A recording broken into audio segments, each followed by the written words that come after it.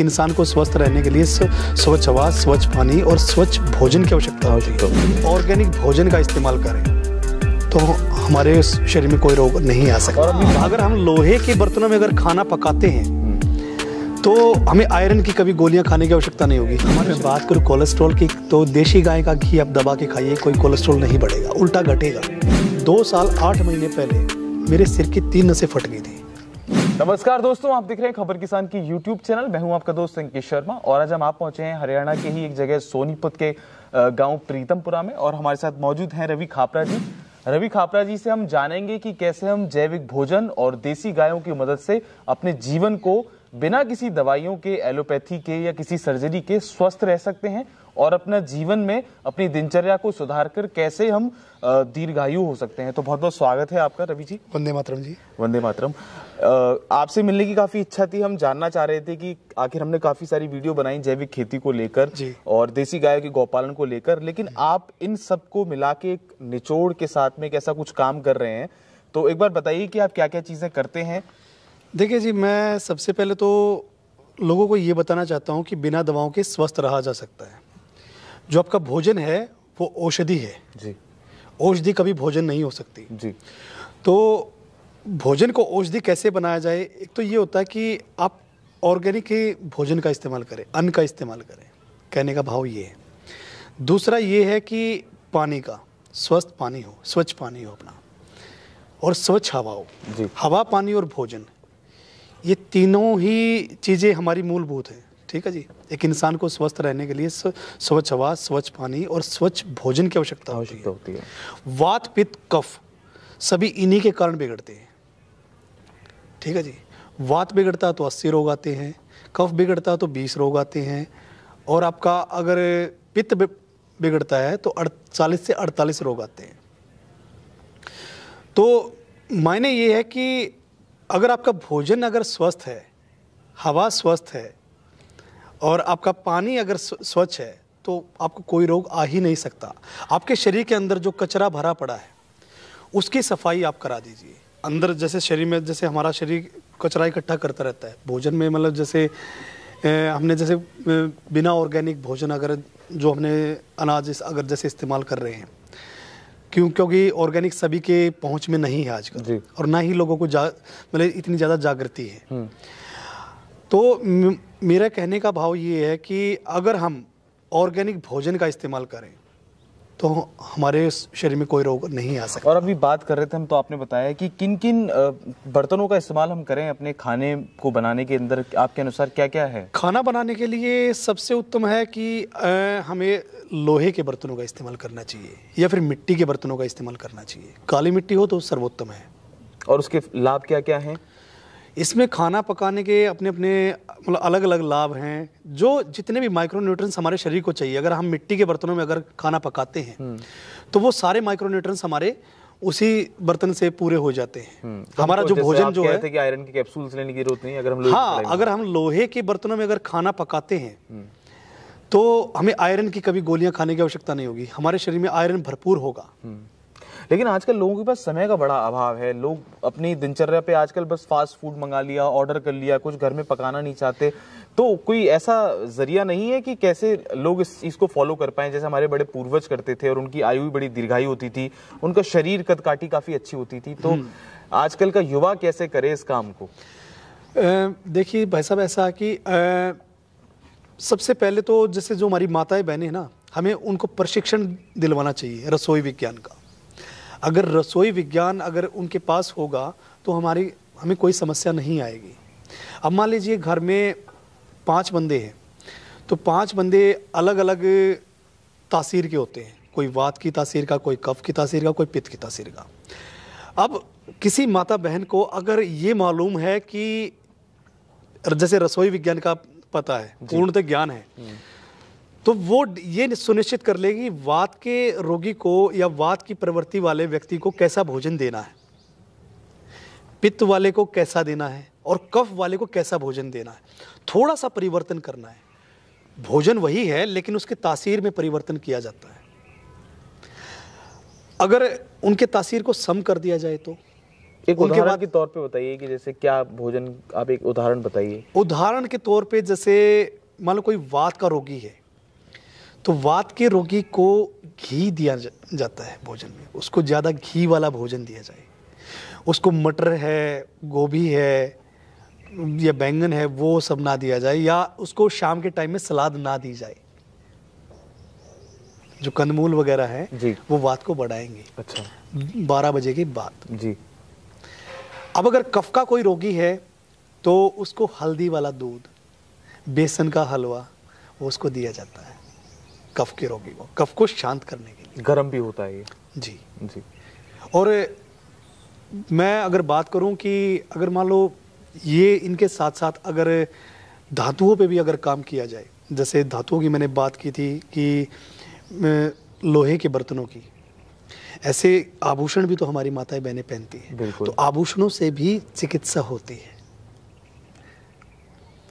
वो कैसे होती है वो मैं अभी बताता हूँ। जैसे उदाहरण के तौर पे अगर मान लो कोई कफ का रोगी है जी, तो उसको गले में पत्री पहनाई जाती है। अच्छा। आप पुराने टाइम में देखा होगी माता बहन अपने गले में काले डोरे में पत्री पहने रखी, जो कि यहाँ हमारे इस कंठ पे, यहाँ पे जो गड्ढा होता है ना नीचे की तरफ, पत्री बोले तो पत्री मतलब सोने का, अच्छा, सोने का छोटा सा टुकड़ा, पत्ता, पत्ते के आकार का जी, शुद्ध, वो 100% शुद्ध होता था। तो वो अगर पहनाया जाए किसी कफ के रोगी को तो उसका कफ संतुलित हो जाता है, उसको बार बार मतलब सर्दी खांसी नहीं होगी। और वात के रोगी की अगर मैं बात करूं तो वात के रोगी के लिए अगर कोई माता बहन के वात के रोग में है, जोड़ों के दर्द से परेशान है, तो उनको कड़ियाँ पहनाई जाती है पाँव में। राजस्थान में अभी ये ट्रेंड है, महिलाएं पहनती हैं जी। अभी हमारे हरियाणा में भी है। हमने अपनी श्रीमती जी को, हमारी अपनी जो माताएं बहनें जो मेरे आसपास में है या हमारी रिश्तेदारी में या जो मेरे पास इलाज के लिए आती है, अगर वो आर्थिक रूप से अगर मजबूत है तो मैं उनको सलाह देता हूं कि आप दवा ना खा के अपना ये काम कर लीजिए, क्योंकि प्रेशर पॉइंट भी होता है। दूसरा जो उसका जो तासीर होती है चांदी की, ये चांदी की पहनाई जाती है पैरों में कड़ियाँ, तो चांदी की जो तासीर होती है वो होती है ठंडी जी, तो वात का रोग धीरे धीरे धीरे समाप्त हो जाता है। उनके जो पैरों में जो मतलब पैरों में घुटनों में जो गठियाबाई कह लीजिए, हाँ, जो सूजन आती है वो सूजन को भी कम करती है। किसी को कमर का दर्द आता है तो हम उनको कहते हैं कि जो तागड़ी होती ना, चांदी, बचपन में जी जी, नहीं, वो अलग चीज है। एक तगड़ी जो चांदी वाली, वो चांदी वाली, मैं उसकी बात कर रहा हूँ। तो वो बहुत अच्छा है, तो उससे कमर का रोग भी नहीं आएगा। हंसली, सर्वाइकल किसी को है तो हंसली पहनाई जाती है। अच्छा जी।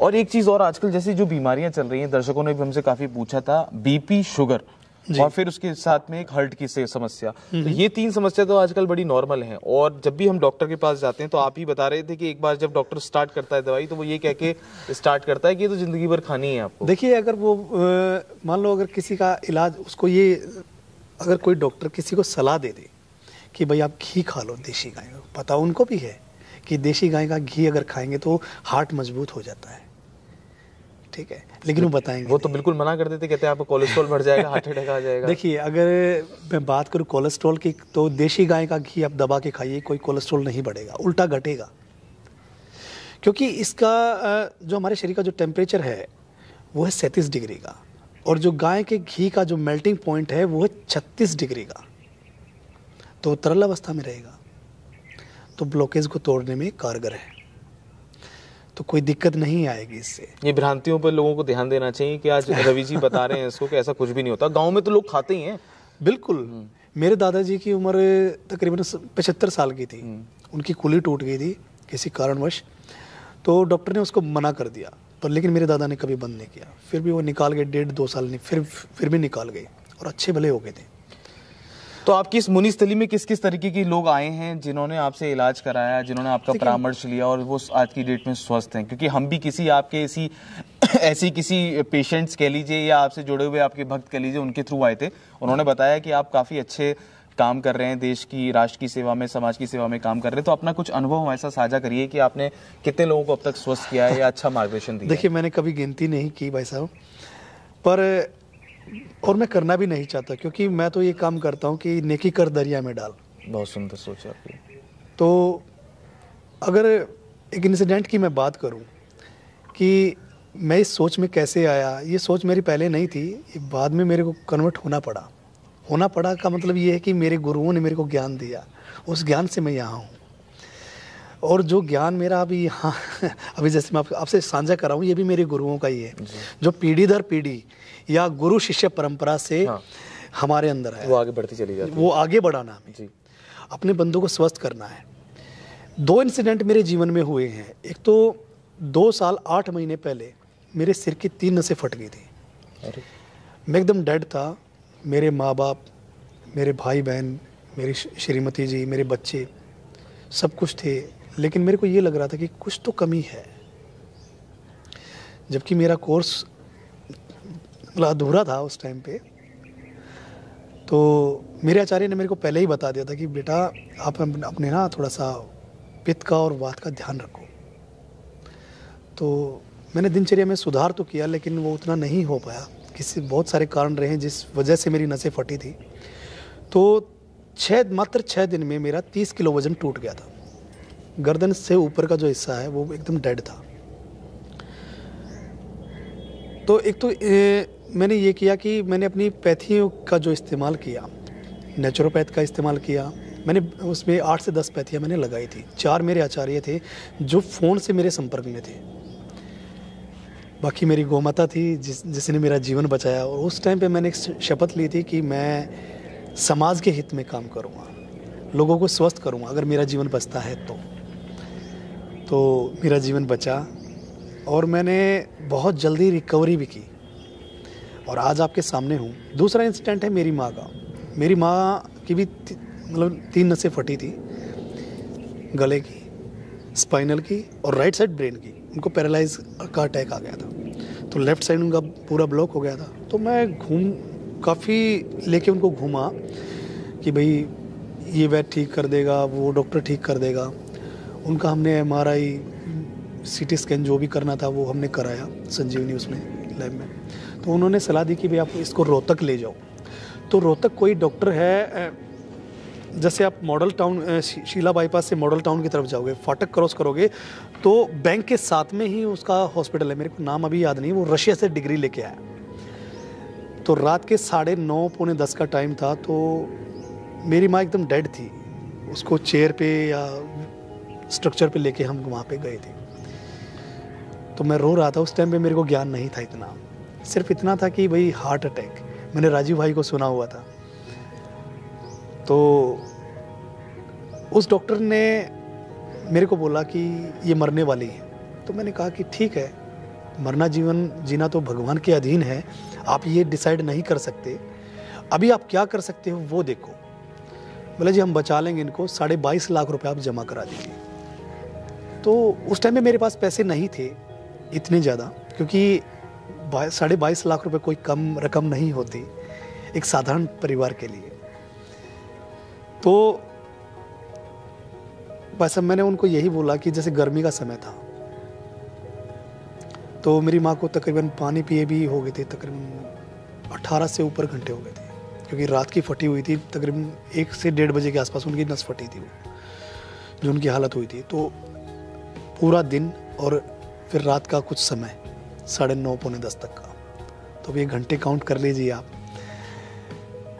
तो मेरी माँ ने एक बूंद पानी तक नहीं पिया था। तो मैंने डॉक्टर से रिक्वेस्ट की कि डॉक्टर साहब आप है ना एक काम करो, मेरी माँ को थोड़ा सा फूड पाइप लगा के थोड़ा सा पानी पिला दो। डॉक्टर साहब ने तुरंत बोल दिया नहीं हम ऐसा नहीं कर सकते, मैं 10 गुना इसके पैसे दे दूँगा, मैं पैसे पे करने के लिए तैयार हूँ, लेकिन इसको पानी तो पिला दो। बोला नहीं हम ऐसा नहीं कर सकते।